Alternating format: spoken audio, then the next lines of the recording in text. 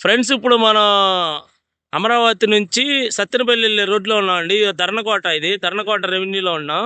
అయితే ఇదిగోండి, ఇది మెయిన్ రోడ్డు. ఇటు వెళ్తేనేమో మనం సత్తెనపల్లి వెళ్తామండి.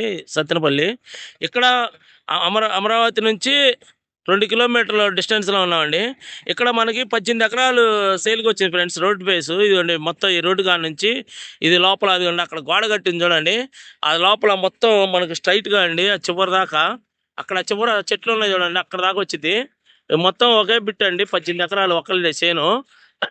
ఇదండి, ఇది మొత్తం ధర్నకోట రెవెన్యూలోకి వస్తుందండి. అంటే ఓఆర్ఆర్ లోపలే ఉంటాం మనం. ఇదేమో అమరావతి సత్తెనపల్లి మెయిన్ రోడ్ అనమాట. ఈ రోడ్డుకి డైరెక్ట్గా మనకి రోడ్డు సైడే ఉంటుంది.